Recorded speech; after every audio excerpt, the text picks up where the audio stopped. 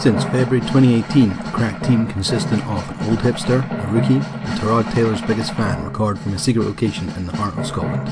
Their aim is to try and dissect all things NFL. If you want their opinion, and if you can find them, this is the American Fitbaw Cast.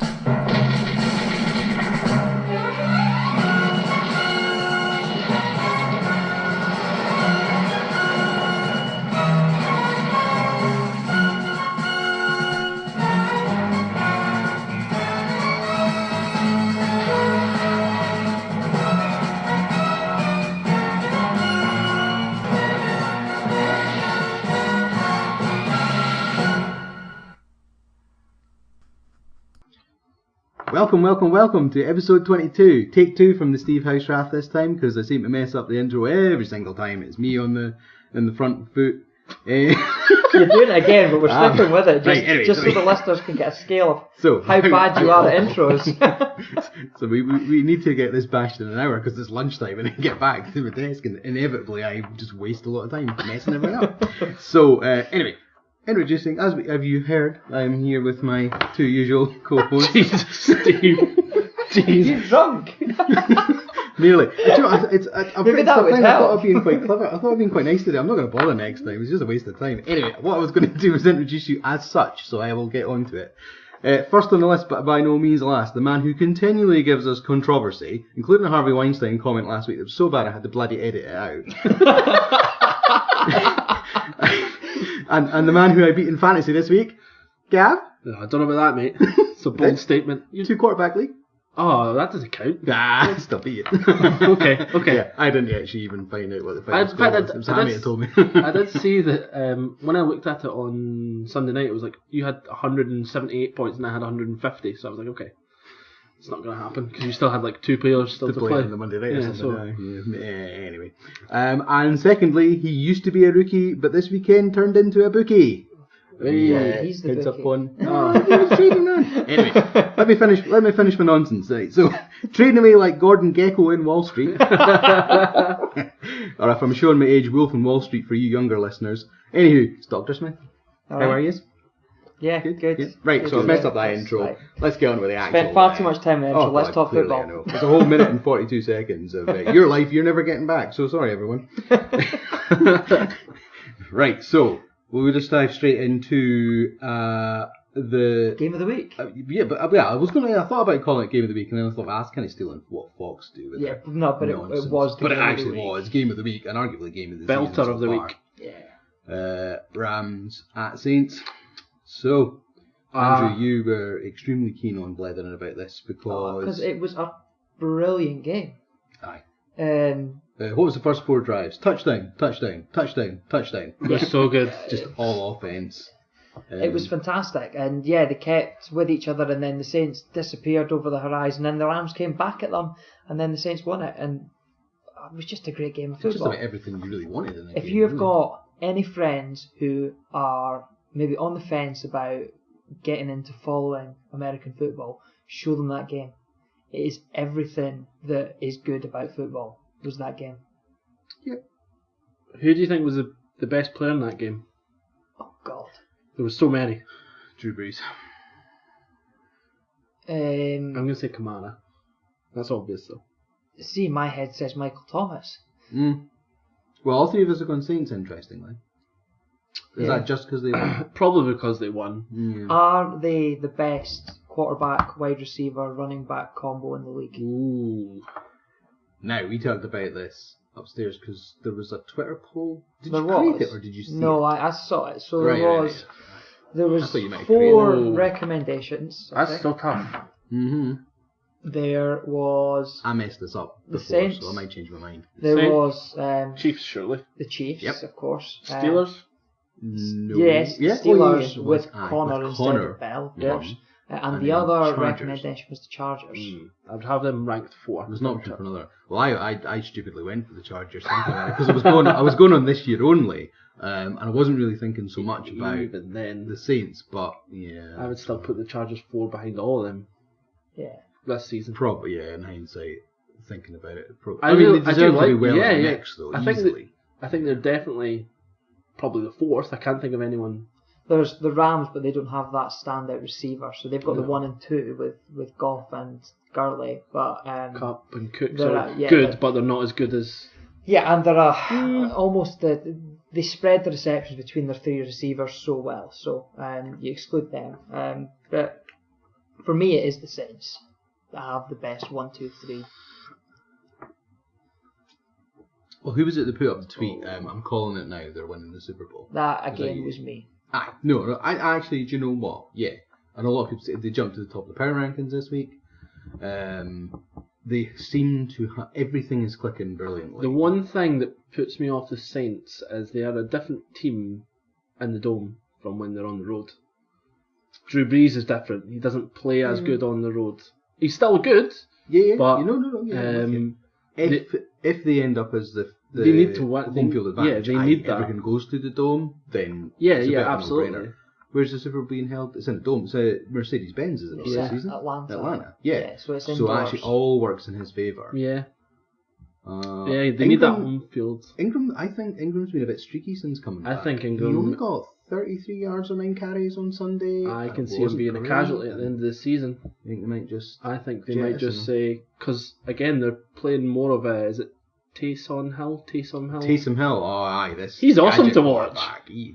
He's one of these players that just things happen when he's on the field. He's what you thought Lamar Jackson was going to be at Baltimore. Yeah. Like, that's all the pre-season hype was that the stuff that Taysom Hill's doing at the Saints is exactly what Jackson was doing at Baltimore. He has more end zone carries than Mark Ingram this season.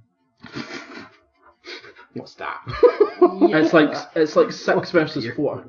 Oh dear. And that's what's hindering Ingram's performance. Yeah. Because that's where he was the most effective. Command does all the nice little things. And then Ingram punches it into the end zone. Yeah. I don't know if we talked about this before, but a massive strength of New Orleans this season in particular, and more so than I would have even thought about, is their O-line play. Yeah. The Rams, I will say twice, got no sacks of Drew Brees. Yeah. Yes. And that is a front. They only had 2 tackles for loss. Yeah. One for Donald and one for Donnie Fowler. Yeah. That is pretty outstanding. If you're going up against the Rams and Wade Phillips, and they can't get a sack against you, your O-line is playing balls out. Yeah. Again, see, when I watched that game though, I actually thought that is a game where the Rams' style of defending we'll give up X amount of yards, we're okay with giving up X amount of yards. Break. Yeah. Yeah. That's the wrong team to play. I think you need to get in the Saints' faces if you're wanting to beat them. You can't allow Drew Brees. Don't let Drew Brees get into rhythm. Don't let Kamara get into rhythm. And that's if you're giving up 4, 5, 6 yard plays all the time. That's just playing to their strength. Like safety blitzes off the edge and causing all sorts of havoc. Yeah, I think that's what if you're going to beat the Rams. When you've got people like Sue, Donald, Fowler now. I think you want to really be aggressive, and that's not Wade Phillips' strength, is it? And Brockers as well. Do you think they're missing Aqib Talib way more? Yeah, I think so. You think they don't have a leader in that backfield? Like Peters is. He looks a little bit lost. I think at times. I think Talib was maybe the communicator, and I think he also sets the tone, and because he's quite aggressive. Yeah, and everyone else plays up to him. Yeah. So I do think they're missing him more than. Well, I mean, he shipped 45 points against the Saints. Well, I know it's the Saints, but still, he shipped 45 points. He shipped 27 last weekend. So, albeit they were 8-0 coming into last weekend. I mean, the last 2 games, that's, what's that, 72 points or something. Yeah. It's not great, really. But. Yeah, I don't think it's. Who have they got this week? They have got the Seahawks, who I'll speak about later. This game in specific. Sneaky wee hooks. The Seahawks, and then they've got the Chiefs in Mexico the week after. That is going to be the fucking best thing ever. That's going to be another 900 point game. I have not watched a Monday night game this season in full yet. I'm pretty sure that one will be on the slate though. I've been quite lucky. I've managed to catch quite a few games this season. One thing I will say about this game, the Rams were quite unlucky, mainly due to an awful officiating call. Oh my god, yeah. The Johnny Hecker one. Yeah. So the faked field goal where Hecker ran it, and He got the first down. He got the first down. How could even when they went to replay, they still how did they not? Yeah, get so it they didn't right? give them the first down, and McVeigh threw the challenge flag rightly because he got the first down, and then they still didn't overturn it, and it was so bizarre. It was so bizarre. That's not so good. I think they brought in all the replay. Heck, the one thing I would say though is when so he did get the first down. I absolutely agree with that. But Hecker made it more awkward than he could have just ran across after the first down rather than sliding his knees out before the marker and holding the ball in front of him. Yeah. Oh, right. One of those. That was on the end of the. That was. Was that a go-ahead score? It was after that's Ingram right. had fumbled the ball, wasn't it? That's exactly what it was. After the Ingram fumble. So there was only 2 takeaways in this game, one for each side, and I think if they'd have got the first down and got the touchdown there, the Rams probably would have gone on and won it, I think. Momentum's huge in football. It is. And at that point, it was a terrible call. I have no idea how when they watched it back, because even when you see the replay, and they didn't have the best angle of it, but it was still clear that he extended over the marker. It really was. It was. Anyway. So, good game though. So, unbelievable. So we've got the Saints now top of the power ranking. They bolstered their corps this week as well, did they not? Yeah, so this is what provoked me to actually put out that tweet that I think they're going to win the whole thing. Because on the back of a performance like that on Sunday and then adding Des Bryant to your receiver corps, great move. I love this move. Yeah. You almost get the feeling now that Des was maybe right to wait. Oh, because definitely. He's now so he's come out into so an that opportunity he had there. His offer from the Browns at the start, and he had an offer from the Ravens for more money as well. Yes. And turned them both down. I think there's also, I haven't seen it confirmed, there's just his agent that says there has been other teams that have, the Redskins made an offer for him as well. Yeah. But there's definitely a good market for him, which is good. But I'd always thought he was holding out for too much. Yeah, I think he was clearly shows himself out of the market. He wants that ring on his finger, doesn't he? So he's left. He's waited for the right team. Week 9, trading all that's over. Yeah. And he's now been gifted an opportunity, and so he was in discussions on Tuesday, and I'd said to you on Tuesday, I was like, he better not be stupid and price himself out of it, because he should just take, all right, fine, you normally pay me this, just give me this, and I'll put more incentives into my deal. Yeah, that's what I was just because his chances of getting a ring out of it are phenomenal. It ticks a box for absolutely everybody, because I think when we spoke about Des before on the pod, it's not so much about him being the number one receiver, it's more about the threat that you can't forget. Yeah. And yes, because he's not going to get doubled that much, if ever, really. He's not going to be the number one guy because Michael Thomas is there. Absolutely is, yeah. And you've got Kamara coming out of the backfield. So if you start, Peyton is a scheme master, so he'll start throwing everything at you. And you've got Des one down the side. Yeah, I really hope he moves into the slot. That's what I want to see. I think he'll be. The impression I don't know if rightly or wrongly. I don't think he doesn't want to go to the slot. He doesn't want to. I think he still views himself as the elite, as I don't think he is. He can bomb up the side and he's not got that speed anymore. I would like to see him in the slot, I think, but he's going to be. You can play him slot or out wide, so he's versatile. And like you said, Sean Payton, who at times last week was lining up Drew Brees at wide receiver, and it was just awesome. We will get to find out on Sunday, because the Bengals Saints game is a 6 o'clock game on the Sky TVs. So and they go to Dallas in a fortnight's time. Oh, see when you screen grab that one and send it, oh, juicy! Is that a nice little segue into talking about Dallas? Do. Let's talk about Dallas. Go on then. Use your segueing in. Oh, that was on the if we've got time to blather about. In fact, actually, let me start by talking about. So I posted on Twitter I was going to try a challenge bet of over 3.5 field goals in that game. I thought I had great logic behind it. The last 7 games that all in total between these two teams had all had over 3.5. First drive, Dallas get a field goal. I'm thinking perfect. There was only like 3 minutes gone. Brett Maher swings it wide, horrible kick.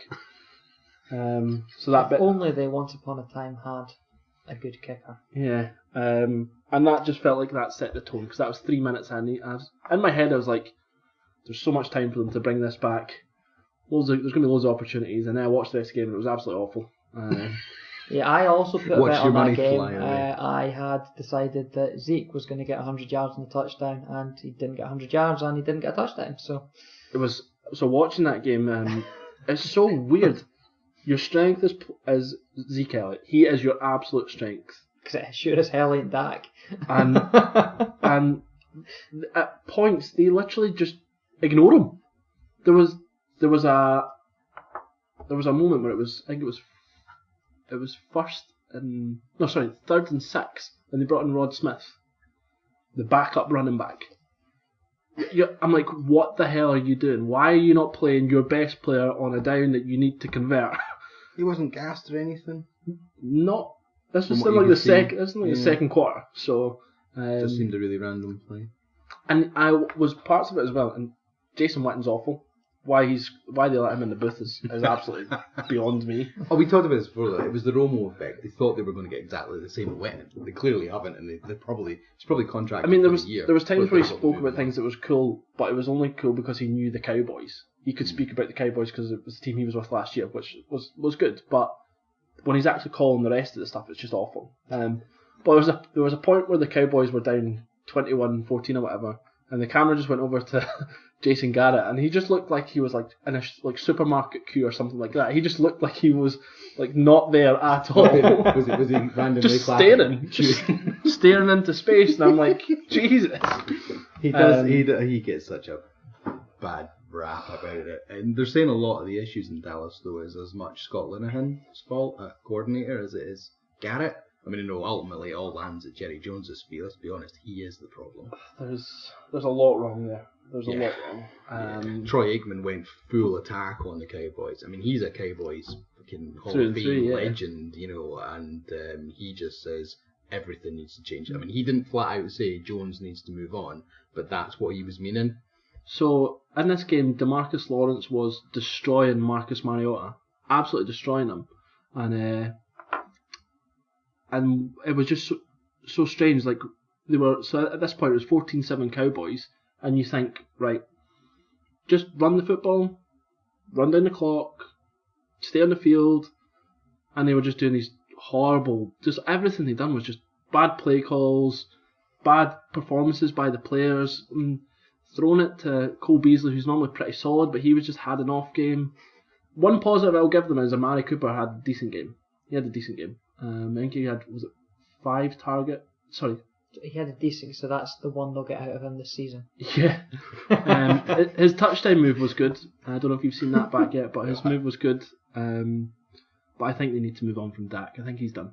I don't see him. Dak's done in Dallas. Going back to Jones, should he just appoint a general manager?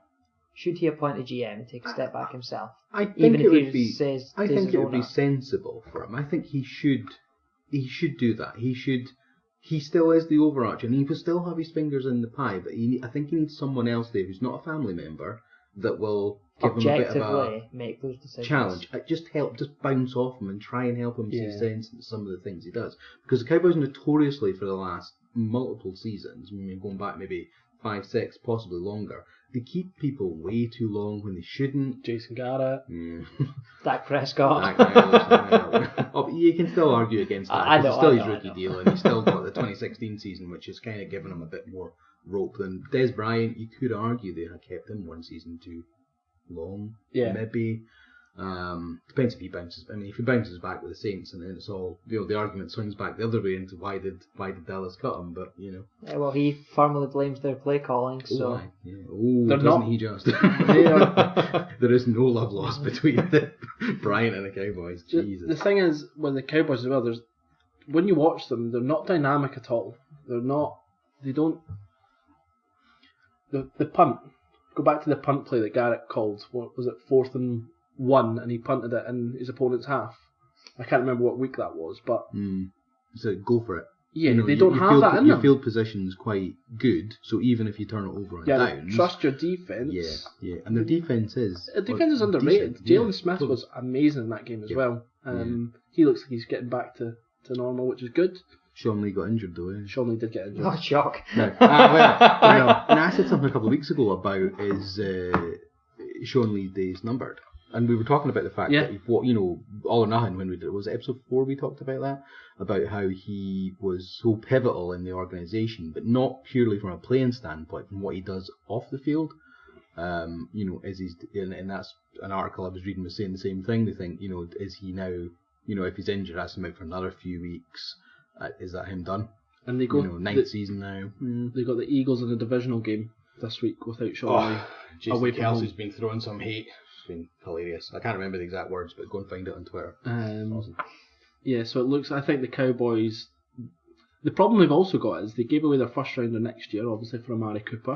Oh, that's the greatest meme. Oh, when you realise you got to get a top 10 pick. Oh wait. Raiders are laughing all the way to the bank on this one, I think. Yeah. So even if you do get rid of Garrett, how many people are going to be There will be people that will go for it, but it's a big task. And a team that is expected to win. Yeah, you're right. A lot of people are going to go for it. This is purely speculative. You're not going to get somebody like Sean McVay that can see a vision and they've got a plan and they know that if they work well with the GM and everything will just click into place. You're not going to get that in Dallas at the moment. The way their organisation is set up, and that's the problem. So you'll get like. I'm not throwing, I'm just throwing random names like Hugh Jackson. He'd jump at the chance for it. Yeah. Or Marvin Lewis would go from the Bengals to do it. Or I know what you mean. Like Mike Smith will come back to these head coach lower tier. That's second-rate GM that isn't massively exciting. Yeah. Not where the future is going in the NFL. No. The poor Cowboys will be stuck a few years behind yet again. That's just generally the trend on just about everything they do. So. Yeah, they're not in a good place. Anyway, I can't even segue into the next section, so I'm just going to jump all over the place. We were going to blather about the old Packers-Patriots game. More so, everyone's looking blank at me. You're thinking, why are we talking about this? No, just more so the point is Brady versus Rodgers too. However, I have a wee bone to pick with this whole thing that the media always do, and I suppose to an extent we are part of that now, albeit a very small section of the media. Please follow us. Please tell your friends. We want credibility. I love it when they say, "Oh, it's quarterback versus quarterback," because the two of them are never on the field at the same fucking time. So it doesn't bloody matter about which quarterback's facing which fucking quarterback. That's my venom spat out over that. I seen something on Twitter, and I'll see if I can find it just now whilst we're talking. But basically, it was talking about, the argument that so many people have of would you rather Rodgers, would you rather Brady, and blah blah blah blah blah. And it pulled up some really interesting stats about. I'll see if I can find it. But it was like basically saying how Tom Brady, if you take him out of New England and you put him anywhere else, do you think he does the same? No. You take it? Yeah, this has always been an argument, and he's never had a chance to shoot, nor ever will he. Yeah, of course not. It's not going to happen, right? But I from the same point, like talking about the quarterback versus quarterback thing that annoyed me earlier, I was saying you take either of them and you put them in the Tampa team, okay, the current Tampa team. All you do is switch a quarterback, right? Doesn't matter how fucking good they are as a quarterback, because the defense in Tampa is so awful, you cannot fight back from that. Yeah. So they're lucky that they've got a bit of a supporting cast to help them to an extent. But it was to try and highlight the whole fact that okay, you've got quarterback versus quarterback, but at the end of the day, it's a team game, and it's how your defense plays that supports you and your supporting cast. But I'm maybe going to be a bit too deep in it. I love the fact that they do this whole, they put the boxing posters up, and it's like Rodgers versus Brady, and do. Actually, statistically, both of them had pretty solid games. If you look at the numbers, right deep in it, I don't have too much of them. I mean, and there's things that I was thinking about in this game. So, for example, Tom Brady's thrown to Josh Gordon as his number 2 wide receiver. Aaron Rodgers is thrown to, was it, I can't remember his name, Marquez Sanchez Valdez? Something like that. Scantlin. Some guy that was like a 6th round pick this year. It's not Equiminius St. Brown though, eh? No. I fucking love that name. You're just like, you're not comparing apples for apples. And like you said, Brady goes to Tampa, he probably gets smashed to pieces, whereas at least Rodgers could stay on his feet, he can run. I think, what was it? Although he gets smashed to pieces and then misses 6 months, because that's what Rodgers does. There was a thing as well, it's like Tom Brady in his career he's got like 898 yards rushing. 997. That's 3 yards off his 1,000. Yeah. And I think it's Aaron Rodgers at something like 3,400 and... Oh, probably. Yeah. Easily outstrips him. Yeah. It's the different type of player that he is, isn't it? Yeah. Because he gets it on like 1 yard quarterback sneaks. And the one other thing I seen as well was apparently Tom Brady said that Aaron Rodgers playing in the Patriots offense would throw for 7,000 yards every season. Yes. He can, because actually that was a lot of the good thing for the two of them. I mean, they are respectful of each other, and they were very, very respectful of each other. And some of the sound bites that were coming out were brilliant. But that one in particular, I liked, because actually that is a lot of Brady recognising how good the organisation and the system is that helps him. Yeah, I mean, I know he's fully aware of it. He doesn't, to me, and I mean, I'm not big on Brady or the Patriots as an organisation. As you're wearing Patriots jumper. I think also I've got my Texans t-shirt underneath if you want. Where was I going with that? Oh, that was me yesterday. I had my Cleveland Browns t-shirt on and Andrew walks past and was like, fucking hipster. Don't know if there's a fucking in it, but anyway, doesn't matter. Where was I going with that now? So you were talking Brady and the organisation and the respect between him and Rodgers. So I cannot remember my point. For me, the chat's always Brady is the greatest of all time, and I actually agree that Brady is the greatest quarterback of all time, but he's not the best.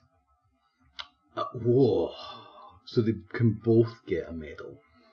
Because I think participation medals all round, folks. On skill, on pure skill, Rodgers is a better player. The stuff he does and the way he can single-handedly will his team back in situations you think are never going to happen. He tends to do it. Brady has won so much. You can't argue against what the guy's won. Yeah. I'd love to just see one season of Brady without Belichick, just to see what it would be. Good? But there's absolutely no chance that happens. Even if it does happen at this point, if he wasn't successful, folk would just blame his age. I know, but I would love to have seen a season at his peak, at his physical prime, without Belichick. Yeah, just to see what it would be like, because I really hope the fuck that organisation dies when Belichick goes. I don't want to see them be successful anymore. I mean, we'll laugh about them the same way as we currently do the Cleveland Browns. Yeah. Speaking of the Browns, it'd be nice for them. Oh man, you're just segueing into all the things we weren't going to talk about. Well, he said go for it. So this week I was going to segue into daft stats. I got some awesome shit on Tom Brady. I've missed for 2 weeks now. Okay, you give us your daft stats that nobody's going to care about. Right. So we were going to talk. that took 2 seconds to sink in there. Even the facial expression was amazing. You look so hard.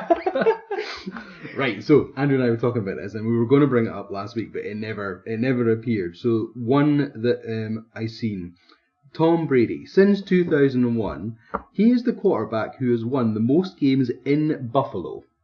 Yes, so he has more wins as an opposing team quarterback in Buffalo than any of the Buffalo starting quarterbacks have had home wins since 2001. That is awful. Talking about awful Buffalo, and I can segue into this one because I'd be thinking ahead of this.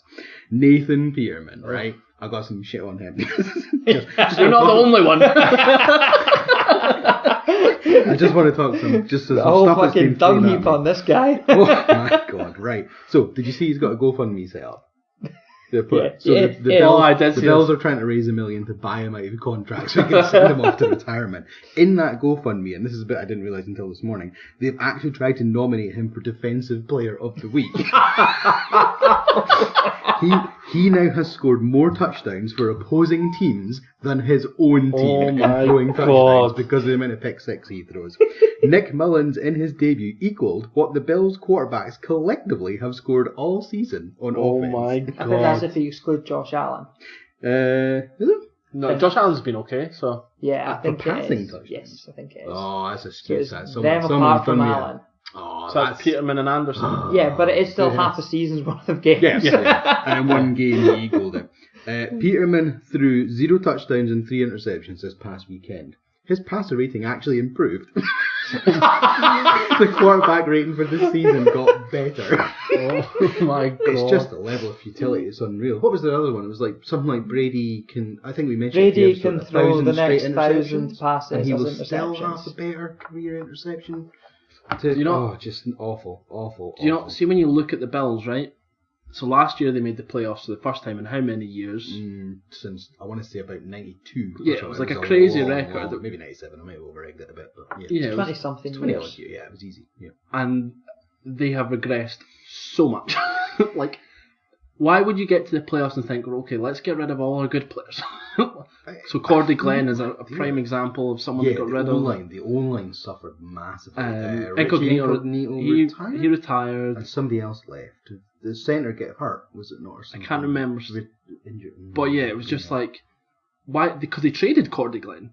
Yes, to Bengals. Bengals for was it like a 4th round or something like that? Something you're like, no, was it that one? I thought it got the first rounder for it. The one that it was a first rounder. It was a first rounder. You're right. However, you right. could actually argue that the way he's playing at the Bengals, that was quite worth the first rounder, to be honest. Anyway, jump back. But they've got and they just don't seem to address any of their actual issues.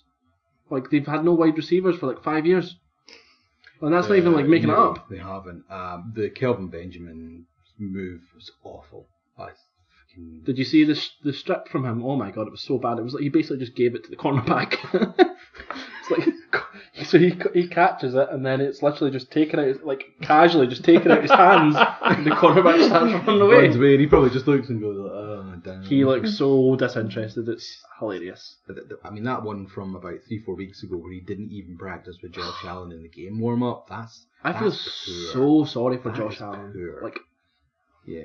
But he's thinking long term. He's thinking, right, he's been brought in. He knows he's their future. So he just needs to get enough rope to get through the rest of the season and next season. Because you can almost say next season is his rookie season rather than this one. Because he's just got so little around him to help. And his injuries. Yeah. So I wouldn't.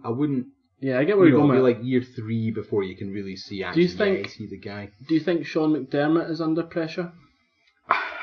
Because remember, him and the GM will have known this is what they were doing. I mean, none of this should be a surprise to them this year. It shouldn't. I'm going to say no. I think he's still alright for another year. Do you think because of the playoff? Do you know what it is? It's going to sound really stupid. I think it's because the Raiders have been so much worse that it kind of helps save them a little bit.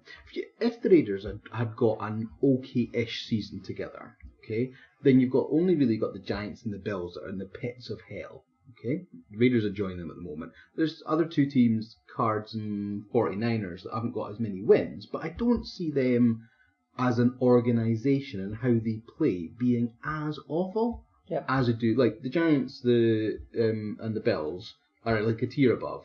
And then the Raiders are a fucking law unto themselves. I mean, it is just awful. And I almost think that that's why the Bills, the disappointing season the Bills have had, just hasn't quite featured as much. Does that make sense? You kind of know where I'm going with that? Yeah.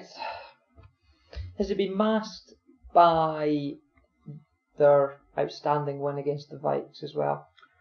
Possibly, which is now looking like the weirdest blip on the Vikes schedule ever, to be honest. Yeah. How they managed. It was all defence though, and turnovers, and they won on defence really as much as anything else. Yeah. And I suppose if it was early in Allen's career and your defence can't scheme against him too much because you don't have enough game tape to know what he can do or not do, that's maybe helped them a little bit. But I totally get your point. I mean, if you go through the Bills' results, it doesn't matter how they do for the rest of the season, that's going to stick out like a sore thumb, as if to say, you know, McDermott, he'll be able to walk into the office and go, doesn't matter, be the Vikings, fucking guys.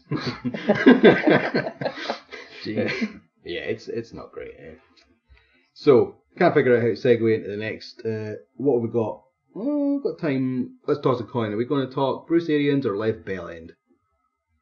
Who gives a fuck about left bell? I think we've done that to death. Yeah, right, cool then. Cool. So Arians it is. One quick thing on the left bell stuff. Did you see his tweet of his upside down tweet? The upside down one from this morning. Oh no, the one where he said farewell Miami. Ah, yes. Well, he actually said farewell, but I didn't even spell it, brilliant.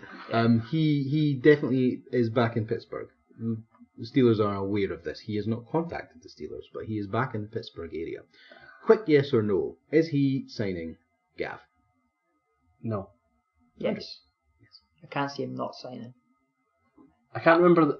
Until this morning, I was on the yes side. I think he might not. I think he's crazy enough, and he believes in what he's doing so much. He might now sit out the whole season. He's in like a double down moment. That's where he is. He's like. Do you think he's backed himself so far into a corner? He has to hold the conviction and just go with it now and go. And I'm sure the more I read into it, I think there's more and more loopholes available to him as well. Yes. And I think the one I've seen as well was around... He's already got 4 accrued seasons, so he's eligible to hit free agency anyway. Yeah, so he doesn't have to actually sign. Yeah. And he doesn't lose out on anything, other than money, obviously. Yeah, for this season, for not. But I doubt he's struggling. Oh, God, no. I think that's half the thing. I don't think it's... So yeah, I'm sure that's the latest thing, is that he doesn't actually need to sign to hit free agency next year. Yeah. So I think, why would he? He's this far into it now. What is it, this Tuesday coming up? Yeah. Oh, so we'll know, but by the time we record again, what the deal is. So we'll mention it for about 2 minutes next week, and then that'll be him for the rest of the season. We'll draw a line in the sand. Goodbye, Lev Bellend. Yeah. And we will briefly talk about next week if he's signed or not, and that'll be him. And then what we'll do is we'll back ourselves into corner to not speak about him. Yeah, when he's racking in 3 touchdowns every game after that. If he does say, oh damn, how are we going to deal with this one? Right, we'll worry about it. You can tune in next time to find out. Hooked. Right. Sorry, I did a really, really camp move there. I wish we could have that as a gif. That would be the best thing ever. Please make that happen, Steve. Please. Right, how we did for time. We're not too bad. Okay. Can we talk about the Browns? I do think that was the Bruce Arians coming out saying the only team he would coach would be the Browns. First question. Is that a good move, yes or no? Yes. I thought that as well. That's amazing. No real... now, there was one person I seen that put a counter argument on it, and it was a Browns fan, so, it's their opinion, as everyone says. The only thing they weren't happy about it is what they were thinking was, they wanted somebody to come in that could be the guy for 10, 20 seasons. They were thinking more Belichick dynasty type. Yeah, and you're not going to get that with Arians. If he comes in, because he's already retired, you're going to get 4 to 3. I would have thought 4 I don't seasons even think max 4 just because of his health. Yeah. I think the Browns would give him a heart attack. Well, I mean, his health is why he gave up last year. Yeah. I like the hats that he wears. I love his hats. Love his hats. Black cap thing. Yeah, I love Bruce Arians. So. Yeah. But then you've got a fond attachment because of what he did for your Cardinals. Exactly. What I'd like to see is I'd like him to, get Arians in, pick some good, young, exciting coordinators both sides of the ball. Maybe keep Greg Williams, because I still like Greg Williams. But get someone young. On the offense. Yeah, get someone young and exciting and a really good play caller, and let Arians mould them. And then you've got your guy after. But he's the one that's called the quarterback whisperer. Yes, so on that point, I mean, think what he could do for Baker Mayfield as well. I think, you think so. I think I've got a man love for Greg Williams, but so he commands a certain amount of respect. So imagine you have Arians overseeing the full organisation. He's always done pretty well in drafts in the last couple of years with the Cardinals. The Cardinals haven't really busted out. Could you argue that's as much Steve Keim though?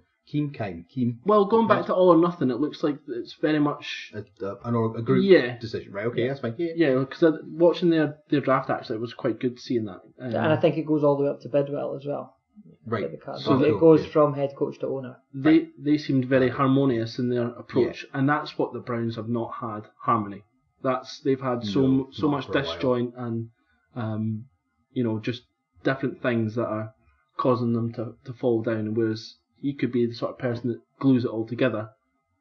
Do you know what? It's funny to see all this in hindsight. I still think I like the fact they brought Jackson back for a third season, regardless of how awful it shows commitment. Yeah, and I think it was they wanted to give him time to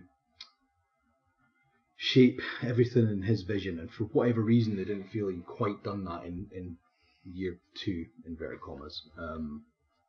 So I like the fact they brought him back. There's almost an element of unluckiness that he did get punted, but I totally see why. I think it got to the point where they obviously went through those 2 losing seasons, and I think the management there will now be of the opinion that we have given our head coach the pieces to succeed. Yeah. And they were close. We've discussed many times how close they were to even having a winning record this season so far. Yep. But for whatever reason, they just weren't there. So they had to make that change. But yeah, I get what you're saying in that they are looking for consistency, which maybe goes against why they would appoint Arians. Yeah, I feel like he's the perfect stopgap. Yeah, totally. He can pull it all together, and then so he can almost find the direction for them to go. Yeah. Do you think he would be?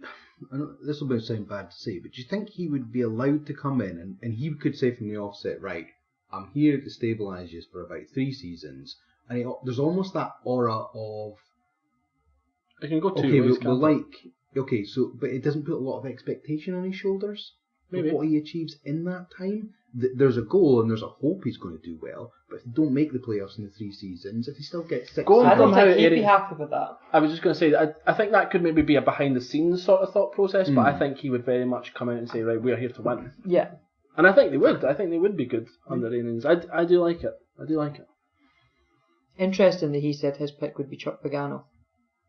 That's because that was his guy from the Colts, wasn't it? Yeah. That was he sort of gave him his chance.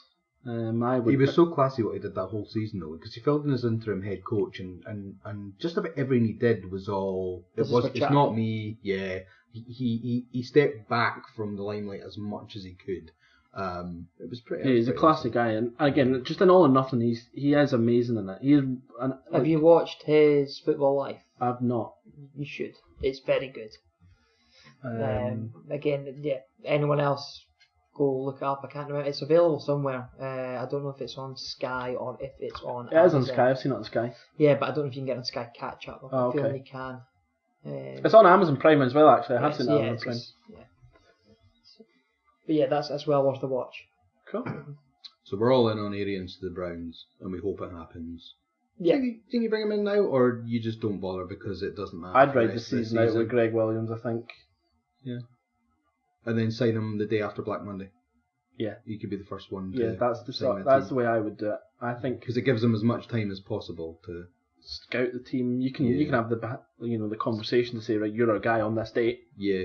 So he can evaluate the team. But why would you telling him now? Yeah, you wouldn't bring him in to say, because if he goes on it, say for example he comes in and the Browns lose a couple of games, you lost all that momentum. I got you, yeah. So you come in on a clean slate, and it's all about you've got your 8-month run in to do everything you can ready for next year. Yes, that makes sense. Have they still got a reasonable amount of draft stock this year? I think they do. I don't think it's as good as it was last year, but obviously. But they've hit on quite a lot of them by the looks of it, which helps the last couple of seasons. I think all the things about John Dorsey are very positive when it comes to drafting. So I think even if they're not as stocked up, they are going to be in a good place. They've got an extra 5th rounder for Josh Gordon. They'll still get still on course for a top 10 pick anyway. Might be towards the 10 rather than towards the 1, but it's still going to be a fairly solid high. Yeah, and they don't need to draft in a high place. They don't need the thing. They're not going for a quarterback. They're not going for a defensive end. Star, You can probably almost do best person available. Yeah. Maybe at that stage, which is actually, for the Browns, that's a really nice place to be in. Because they've not had that in a long while. Yeah, so they've got, Mayfield, Garrett, Ward. Even Chubb at running back. Chubb looks pretty good, so you don't need to worry about that too much. So you can draft. Landry in the receiving already. And Njoku's a good tight end. Caldwell's seems alright, possibly. Yeah. Wide receiver too. Callaway, you mean?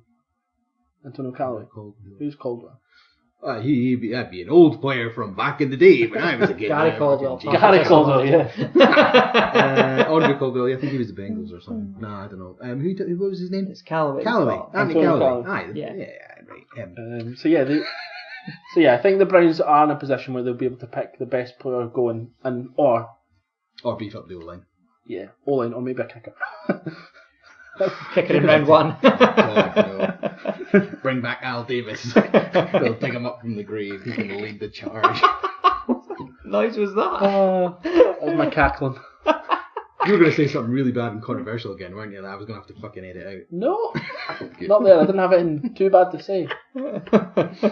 Not yet. Right. So, got a few minutes left. Let's tie up a last wee bit. So, we were thinking about bringing in a small segment going forward. Yep. Something the other two guys in particular are very passionate about, and I am completely alien on.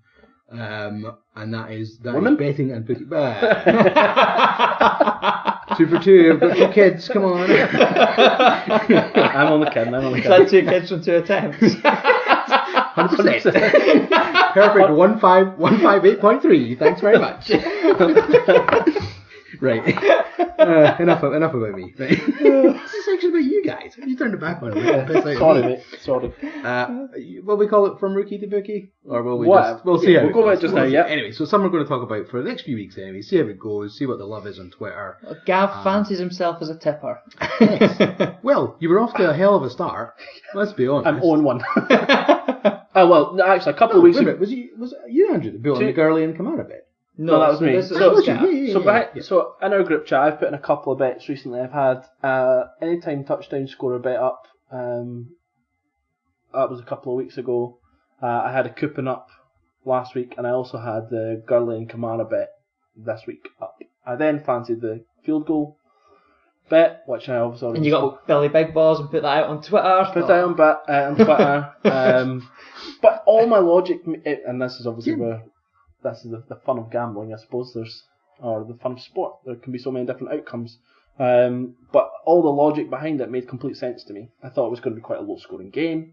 I thought the two teams, that's how they were going to play. Defensively, they're better than offensively, so you think it's one of those, the opposing defence will eventually win and stop them after chipping a field goal and just take 3 points and more drives than not. Absolutely made sense.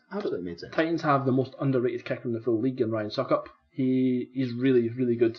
He then missed a field goal in that game.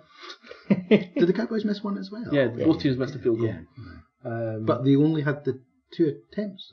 Two field goal attempts, a full game. So even if they'd both hit, it still wouldn't have mattered. Yeah. And when the Cowboys were down by 14 points, that was field goals out the window when it going into the. So I expected is that a game, unless you're grooting at the Raiders and you call for a field goal when you're 20 odd points behind in the fourth quarter, is that the kind of bet that you kind of want to have the best part of it tied up by halftime? Oh yeah, absolutely. Because of the way a game can swing, and then you've just got to start airing out the ball. Well, like I said, so it was 3 minutes into the game and the Cowboys had a field goal attempt. That was the only field goal attempt in the game. So that's also something you've got to be really careful about if you've got a real high scoring powered offense. So like, you wouldn't pick the Saints, you wouldn't pick the Rams. Not necessarily, because if they don't get it on a 4th and 2 or a 4th and 3 and they're ahead, they'll kick the field goal. So I think Greg Zuerlein last week in the Saints game had 4 field goals, or 4 field goals attempts and converted 3. So not necessarily, but I get the sort of point you're going for as well. Mm-hmm. This is where I get to become the rookie. So yeah, I've pulled together a little coupon that I think is pretty good for this week, and I'll talk you through it. So first of all, the Falcons to beat the Browns. I think the Falcons beat the Redskins last week on the road, and they look like they're sort of pulling their stuff together. Julio got his first touchdown. The Browns bastard waits all season until he's playing me in fantasy. Yeah, get a touchdown. You're having such a bad year in fantasy. I lost a game this week. 1-8 now. Jeez. The Browns just look like they don't have anything to play for. The Falcons don't really have anything to play for either. But maybe they do that if they go on a streak. Falcons are in the hunt. We gave up. I think collectively we gave up on them about 2-3 weeks ago because their defense was so ravaged. But they've pulled a couple of wins out of the bag. They've had their bye week. Deion Jones is back at practice. Yeah. He's not activated, but he's back at practice. So he could be back in a couple of wins. Yeah. They held the Redskins to how many points last week? 12? 13. It was lowish, wasn't it? Yeah. Which is actually a really great defensive performance in terms of a number. So things are slowly going the right direction. They're definitely by no means way out of it. The NFC is so stacked though; it's going to be a hell of a run for them to make it. Yep. So yeah, I like the Falcons to beat the Browns. You can find them at usually about 1 to 2 is the odds you're getting for that 1 to 2, 4 to 9. What does that mean again? We'll speak to you after. The people that know that will talk about betting will know exactly what you're on about. I then found 1.5 in decimal odds. Yep. The Bears to beat the Lions. There's absolutely no way I can see the Lions winning that game. They've got the worst run defense in the league, playing Jordan Howard and Tariq Cohen in Chicago. Number 52 is due to be back as well. Oh yeah. So it does not bode well for the Lions. The Bears are still top of that division, so. Lions actually are doing way worse than what I had thought. Because the teams we talked about earlier about being so bad, I think that's how they're missed out of the picture. But they've only got 3 wins so far, and they're not playing well. Yeah, they look like they've given up in the season. Trading away Golden Tate tells me that they're done for the year. In my opinion, So you're getting the Bears at 1 to 3. So yeah, that makes complete sense to me. Looks like a no-brainer. The next one, this is where it gets a little bit complicated for those rookie bettors or people that are just not as obsessed as I am, which is probably a good thing. The Chargers minus 6 points to beat the Raiders.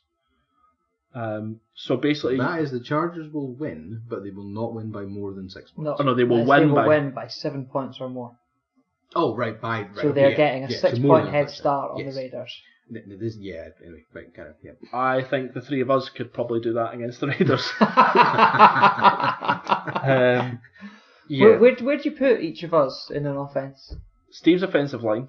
I didn't want to say that. I'll take it, I'm alright. Andrew, I would say you could be on the bench.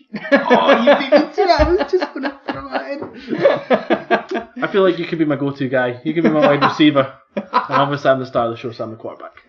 Okay, and let's move on from that very quickly. Yeah, so Chargers minus a touchdown effectively to beat the Raiders.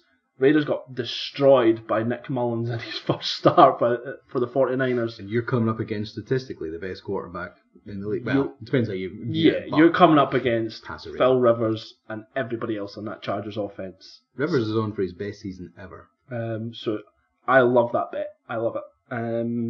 The next one, this is where... Who's the only quarterback that's had multiple touchdowns in every game this season? Phil Rivers. Yeah. Okay. It's those kids keeping him young. Yeah. Phil Rivers and his 8 children. Oh, Jesus. Is it only 8? I don't know if there's been any more since, but last I saw there were 8. At the minute. These poor lady. Then this next one, the Seahawks. And this one I think is a great bet. So the Seahawks are playing the Rams. Mm-hmm. So hear me out. Seahawks plus 13 points. So the Seahawks have a 13-point head start as at 4 to 7. The Rams have only beat the 49ers and the Raiders by more than 11 points. Every other team they have beat by 11 points or less. So give me the Seahawks plus 13. The Seahawks have beat the Cardinals by more than that. Yeah, that's what. Sorry, the Cardinals and the 49ers and the Raiders. Sorry, that's the 3 teams that they've beat. Every other team has been less than 11 points. When they played the Seahawks early in the season, it was 29-27. So the Seahawks plus 13, I'll take that. And arguably, they're not quite Legion of Boom level, but the defense for the Seahawks seems to be back on the ascendancy again. They're not getting the love they probably deserve. Are they another sneaky playoff team? Yeah. So they like the Falcons are sitting at 4-4, so they're only a win behind the bottom wild card place at the moment. Yeah, I'm not too sure what the rest of their schedule looks like. I don't fancy them to win this game, but the plus 13 at 4 to 7. So that means they can lose by up to 13 points and your bet still 12 comes in. points. 12, so it's the one below it, right? Yeah. And the Rams, I think they've just played a really tough game in New Orleans. I think this will be a close game. So that at 4 to 7, I think is an absolute great bet. And then finally, the New Orleans Saints to beat the Bengals. The Bengals are out without AJ Green, so that is a huge game changer for them. Huge. Is that just straight win loss? Just a straight win for the New Orleans Saints at 2 to 5. It is on the road. I expect it to be close, but I think the Saints will have enough to get through that game. So all those bets together. So just to recap, that's the Falcons to beat the Browns, it's the Bears to beat the Lions, the Saints to beat the Bengals, the Chargers -6, the Seahawks +13. If you put £10 on those 5 outcomes, you're getting £66.50 back, which I really like and I have already done. So Gav's going to be sitting on our 60 quid winnings this weekend. Hopefully. This section will disappear next week. Maybe. I'll keep it going anyway. It makes sense that you've thought about it. It's all it's all statistically. You're trying to win against the bookies are so stat driven. Like, try to make it work against. Oh, absolutely. You've got to kind of pull little random things out of the bag like this to make it go. And you know what? There's always things that happen, like the Bills beating the Vikings, for example. There's always things that happen in football that just changes games, and you can't predict. But I really do like the look of this bet, and I am a really big fan of the Seahawks bet at +13 points. I don't see them getting beat by 13 points. I don't think they started slow. They now seem to have got their shit together. Yeah, that's my shout of the week. And Andrew, you do some weird stuff, don't you? You want to talk about that? That's a bit more niche. I've taken to doing some trading, so yeah. But let's not get bogged down on that. I'm just going to do a very low level for some people, just in case they don't get it. So you're not officially. Well, you kind of are officially betting one way. Oh, you are. But you do it in game. And you try and go opposite the flow of the game to try and win the most amount of money.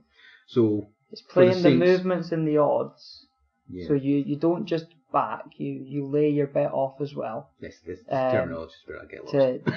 So you basically play the role of the bookmaker, and so you don't just place a bet. You take a bet as well, and you try and place a bet at high odds, and then take a bet at lower odds, and therefore you're taking the risk away.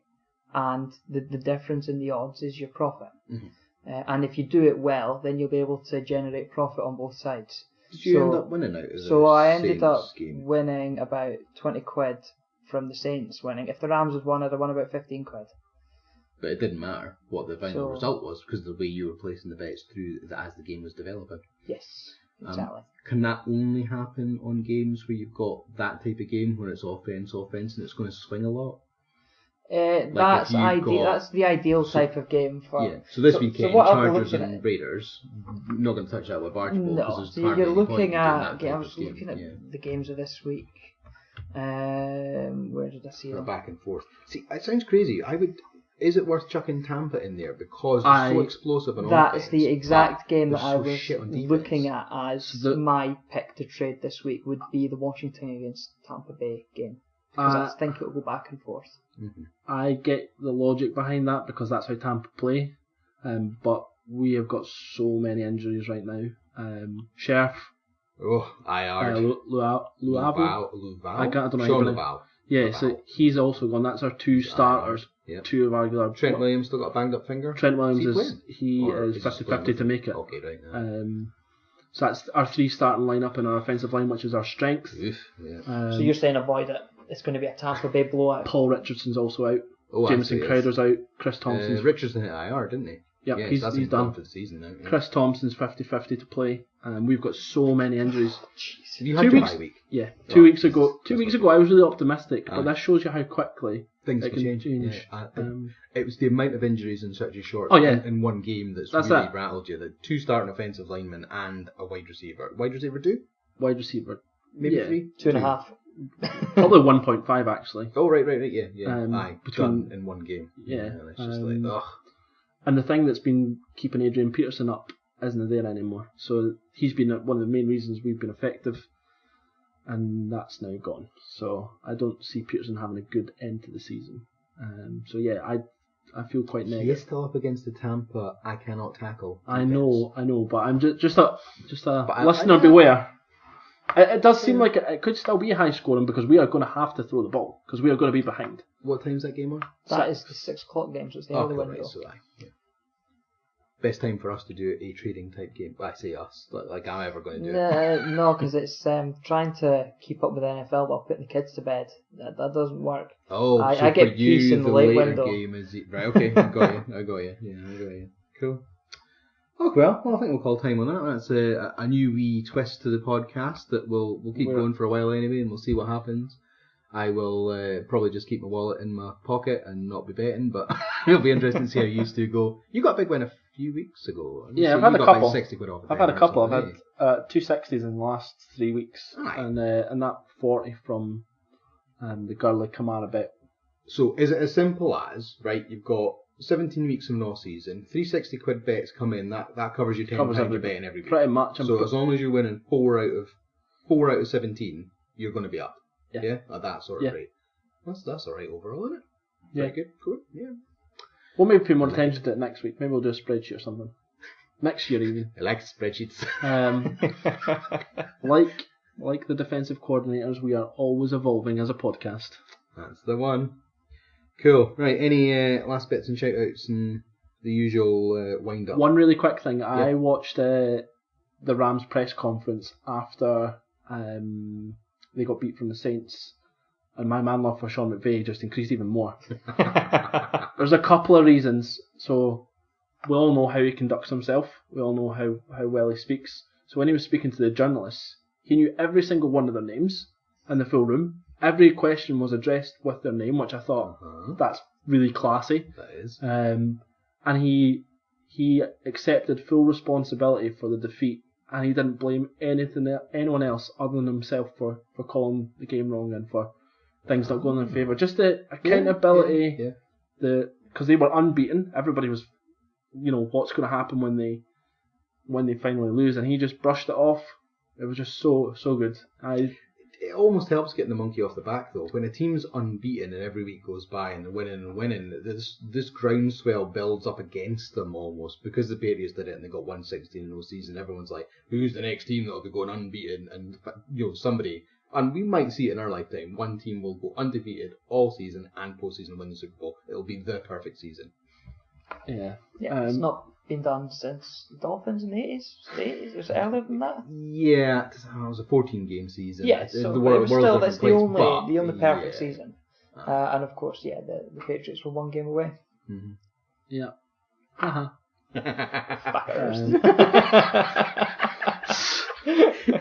we love the Patriots. So that's the only thing that I've seen. My man love for Sean McVay has increased, which I think the more I watch him and see him, it'll just go on and on and on. Tune in next week to find out who Gav's man love extends to. One thing that's guaranteed is I will love Sean McVay and I will hate Jay Gruden. You've not been hating on Jay Gruden for a while though. It's because we've been winning. It's all about the change. Yeah. It's de facto love rather than actual love. Quick answer: does he stay regardless of how they go this season, or is he still on a bit of a hot seat? Because we've still got about half the season to go. If we make the wild card or the playoffs or something like that, he'll stay. Anything else, he's gone. Really? I think we've stood still. We've not moved on. We've not. Okay. We've been stagnant almost. We can talk about that more if we've got time next week to talk about head coaches again, because we like a good old. I know. I like the speculation. I think the Alex Smith experiment hasn't worked the way that I think most Redskins people thought it would be. So I think that'll be the reason that you'll maybe see someone try and get the best out of him. So anyway, right. Well, we'll call time on this week then. Sign off, Andrew. Yeah. Just the usual. Find us at the AFcast on Twitter. Let us know what you think.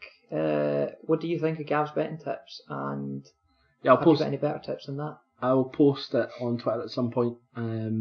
Thanks again to all the Twitter shout outs and chats that have been on recently. It's been great. And thanks to all the nice people at the Britpod scene and at the Fair City Podcast Network. I was going to say the Tay City, but I was like, that's not the thing. That's a river. Phil Rivers. Oh, nice. Segue. Didn't call yourself Segue Hings, didn't you? Thanks to everybody that's been getting involved, and as ever, we want to hear from you, so... Cheers. Steve? What? I was about to hit stop and record. I was like, you were wrapping up. Yeah, but you didn't say bye or anything. You've upset everyone. Well, I thought, I fucked up at the beginning too much. I thought I'm not even going to get anywhere near the ending of this one. I wish we could add all the faces of House Wrath throughout this podcast, because we had the start where you fucked everything up. We had when you were upset when I called your stats. Oh, that was brilliant. That took so long. That took so long to think. Two kids, It's a hate on House Wrath. And we'll finish by saying that he just can't finish. Oh dear, it's awful. Anyway. Bye. Bye. You've been listening to another great podcast from the Fair City Podcast Network, a group dedicated to connecting and developing podcasts. Check out fcpod.net for more great podcasts and content.